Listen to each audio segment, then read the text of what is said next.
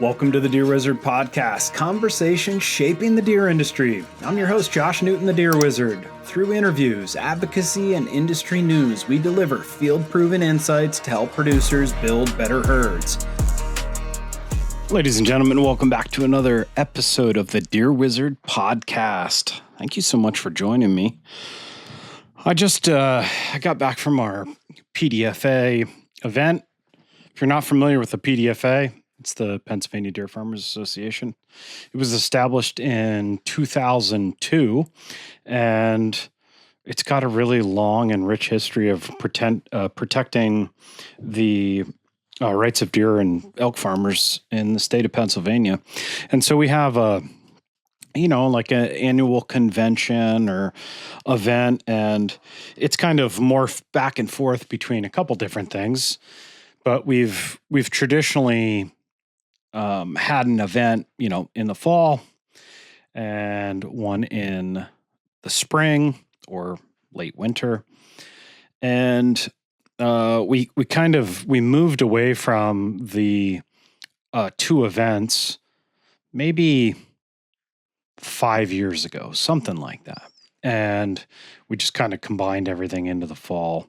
It was a lot for the board to take on, and I suspect, like many other states, we've had consolidation within our industry, and it's been, there's been consistent kind of downsizing. So in 2014, I think we hit our peak of somewhere close to 1,200 individual cervid livestock operations, or deer farms, if you will, in the state, and that's diminished now to just around 600. And so, that's kind of a 50% reduction over the past 10 or 12 years. And of course, as the number of deer farms consolidates within a state, the association, it loses membership, and those numbers dwindle as well. Anyway, I'm not trying to paint anything doom and gloom for you, but it's just the reality of really all associations, at least in this space. And you can't help but look at the regulatory environment that's been created around chronic wasting disease as part of that. And so we decided, we had our fall event in 2025 in September, and it was a good event. We said, we need to bring this winter/spring event back. And so the board decided to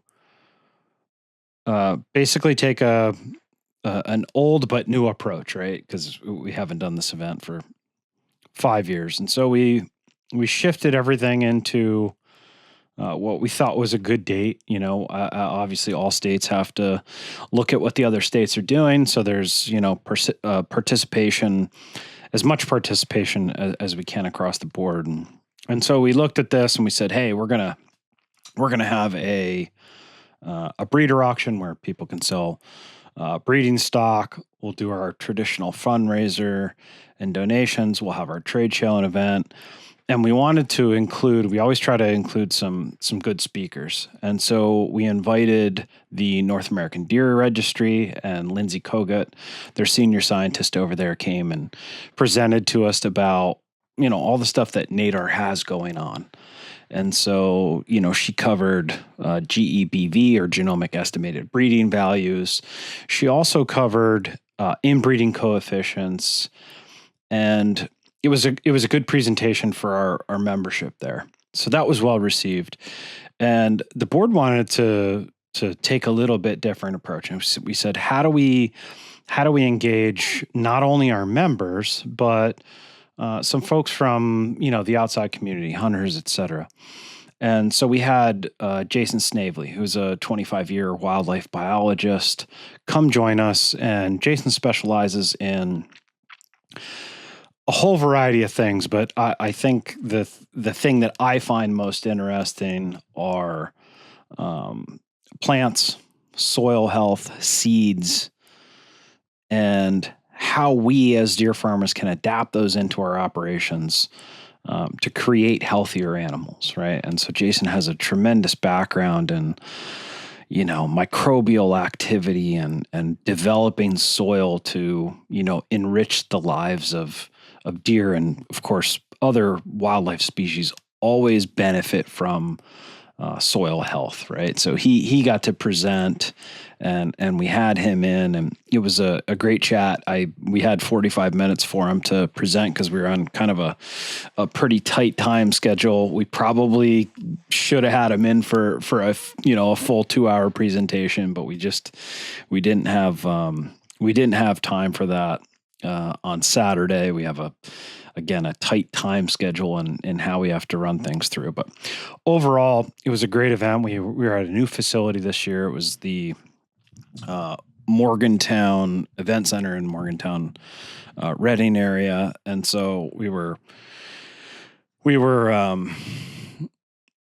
really sure what the space was going to be like, but it worked out good. It was like a 15,000 square foot facility. We had, 18, 20 trade show booths, had a nice stage area, some really tremendous donations. And, I want to thank you all personally for that. It's always encouraging when you see that support from folks that are outside of Pennsylvania supporting what Pennsylvania is doing. And so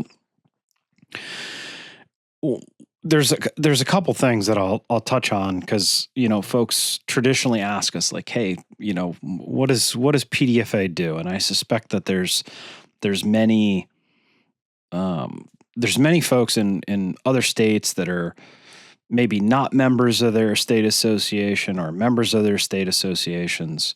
And, it's like, why should I be a member? And so I'm going to give you a couple examples from PDFA's perspective, and this is probably true, generally speaking, across other states. Some states are more active than others.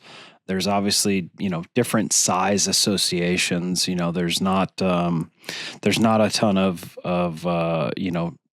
deer farmers in North Dakota. No offense to the North Dakota folks that are watching or listening. There's just not a huge community there, right?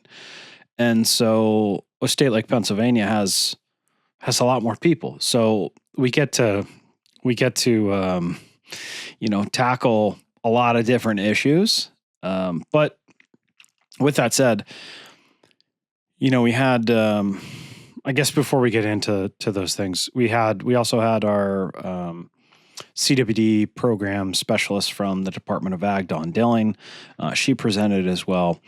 And it's always good to engage with our Department of Agriculture and try to keep folks updated. There's always these, competing interests within ag agencies. Now, Pennsylvania, if you're not familiar with Pennsylvania is their CLOs or cervid livestock operations, deer and elk farms, are regulated exclusively through the Department of Agriculture. It's been that way since 2006. So previously we were regulated by our state wildlife agency, and we said there's not a path forward for us to do that, and we need to be regulated under ag.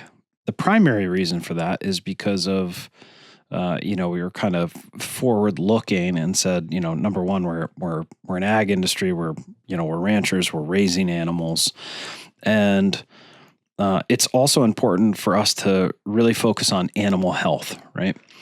And so that animal health side of what ag can offer us is, somewhere in the range of 15 to 30 licensed veterinarians who work for the Department of Agriculture who are very familiar with disease. And obviously one of those being chronic wasting disease. Now, CWD didn't show up here in Pennsylvania till 2012, but we could see it spreading in the West. Wisconsin and Illinois, I think their first positives were 2002, and that was kind of the first jump across the Mississippi, if you will. It was kind of isolated out into the West while spreading. It made its way, and it's been heading east, and in recent times, it's distributing, throughout the West. I think we're up to 36 states, multiple provinces, multiple countries. Anyway, that's neither here nor there. But we said, hey, we want to be regulated under the Department of Agriculture. And of course, with any transition, there's growing pains, and you throw a disease like CWD into the mix, and there's politics involved, there's optics, there's all sorts of different things. And so we've had our struggles over the years, as have probably everyone, whether that be wildlife agencies, conservation groups, departments of ags, bifurcated regulatory statuses where, you have two different competing entities within a state that are regulating one industry, and they have to talk with each other, and there's infighting, and again, politics. I'll keep throwing that word politics in. But in our state, it's squarely on ag. So we had Dawn Dillon from Department of Agriculture and then to speak. And, Dawn has been with the Department of Ag for 25 years, and she has visited and spoke directly with and been a part of the deer program for nearly that entire time. So she has tremendous experience in and around deer farms. She's visited hundreds and hundreds of deer farms over the years. And so she has a really unique perspective of what that looks like. So she gave us updates on some of the things we have going on. And so that was good for our membership and the deer farmers to hear that, as well as the public that came in. And so we had quite a few folks, I would say dozens of people that were not deer farmers, but were interested in deer farming or wanted to see what our event was all about. So they got a lot of unique perspectives through NADAR, through Jason Snavely, through the Department of Ag, and of course, one of my roles as president of the Pennsylvania Deer Farmers Association is just to continue to communicate and educate people on what we do. So we're jumping back into what it is that the Pennsylvania Deer Farmers Association does.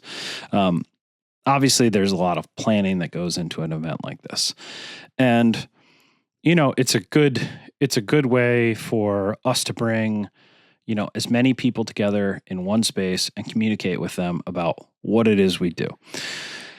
And so I'll give you a few kind of highlighted items of maybe some of the benefits of being a member in a state like Pennsylvania. We have a fairly active social media page. We use Facebook. You can go on there. It's Pennsylvania Deer Farmers Association, and we try to continue to engage with posts, whether they be for fun or for education or just communicating about the various things we have going on. So there's that. We also have a quarterly newsletter, and we have article write-ups. I try to do a president's message. We have various committees that report on things. And so you can kind of stay up to date, if you're not on the internet, you can stay up to date on, the things we have going there quarterly, right? It also gives our membership a great platform to advertise their business, whether that be a service to deer farmers. That could be, feed, probiotics, remote delivery, whatever that may be. And also for farms to advertise, their genetics they have, or maybe their stocking operation, or just share whatever information they want. So we have that. We've also been pretty instrumental in securing funding for GBV testing. And GBV testing is simply genomic analysis of our animals through DNA for their merit to chronic wasting disease susceptibility, whether that be good or bad, and then taking that information and developing our herds to be more resistant to the disease. And so we've injected somewhere between $500,000 and $750,000 directly from USDA through the Department of Agriculture in Pennsylvania, and then ultimately to the farmers in the state of Pennsylvania. And so, just on a personal level, like I've taken advantage of that each year, whether that be through our call program, through, the use of microchips, GBV testing.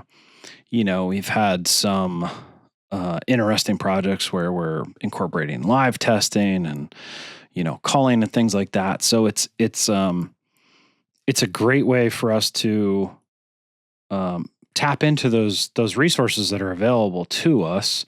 And that's money that, we wouldn't have to necessarily pay out of our pocket. It makes a difference, And so we've been responsible for that, right? We've been able to secure those funds. And so that alone, even for a small farm, can be in, a few $1,000 that you wouldn't have to pay. So is that worth a, $100 membership? Yeah, you bet. There was an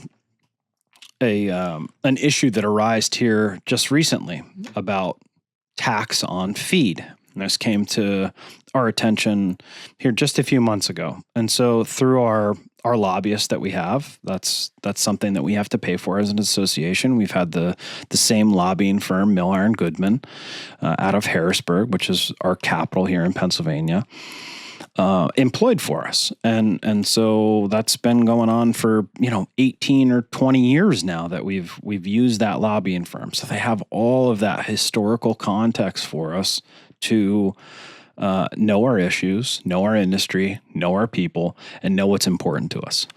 And we reached out to them and said, hey, we're for whatever reason, the Department of Revenue is starting to tax our feed. And so we got a clarification memo through our lobbying firm from the Department of Revenue. And it says that if you have a CLO or a cervid livestock operator's license, you're a deer farm with that license, you don't have to pay sales tax. And I'll just give you exactly what that looks like, again, on a personal note. So I ordered feed in January. There was $156 in tax on it. And so we got that memo. We've been working with a couple of the feed mills in Pennsylvania here, making sure they have all the correct info. And, I can have my tax exemption and I don't have to pay that $156 in tax. Well, that's money that I didn't have to spend. So is that worth the $100 membership? You bet. Other things that we do here in PA, we have a farm show, much like many of the ag states. I suspect there's some sort of farm show that the state puts on. Agriculture in the state of Pennsylvania is the largest industry, like by a lot. It's the largest industry in Pennsylvania. And there are tens of thousands or hundreds of thousands of people that go through the farm show each year in Harrisburg. It's a 7-day event, and Pennsylvania deer farmers, we get a trade show booth there, and we have that manned by our volunteer board. People sign up and they go there, and we engage with the public. Well, there's also legislators and staff and regulators that are walking around, and they stop by, say hi, and we get to chat with them directly. Well, it's important for that face-to-face interaction, because deer are they're kind of cool. It's something different. And so we get to tell them what it is we do, how we do it, and why we're important.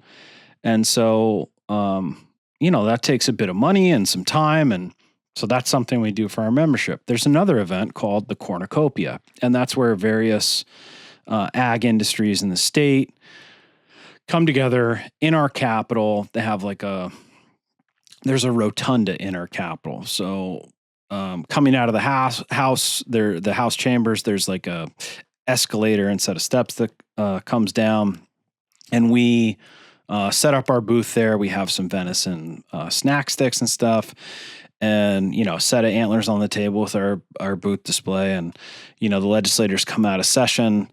This year it happened to be right after our governor's State of the State address. So we had a lot of good participation, and we got to chat with all those people and, just say, hey, we're here. If you're not familiar with us, let us tell you about them. They have a snack stick. We chat with them a little bit, and it's just good to show face. So we've done that.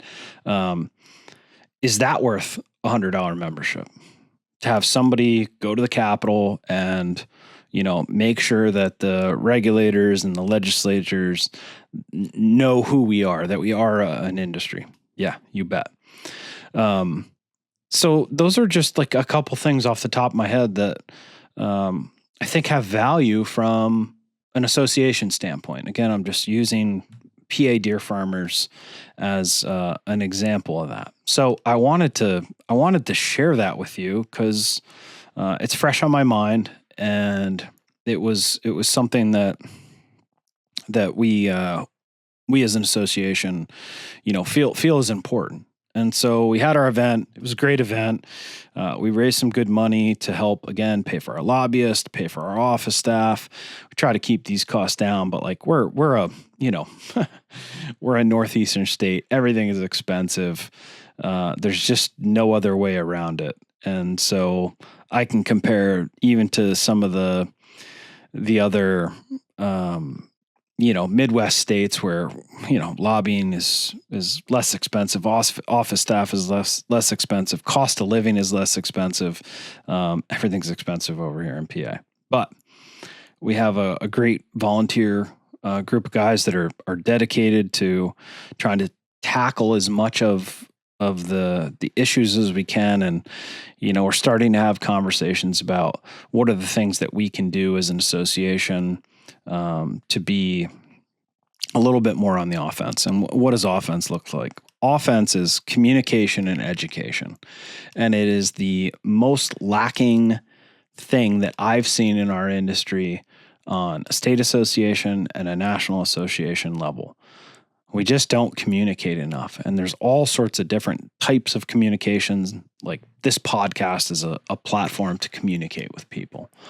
And that can be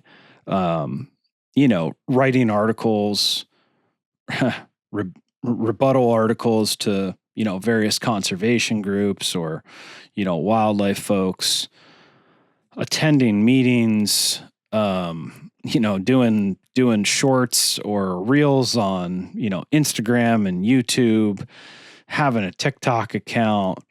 There's tons of social media just generally that is important. And so we're starting to look at some of those things and say, okay, what are the topics that are really important to us? And so we're going to see more of that as we move forward.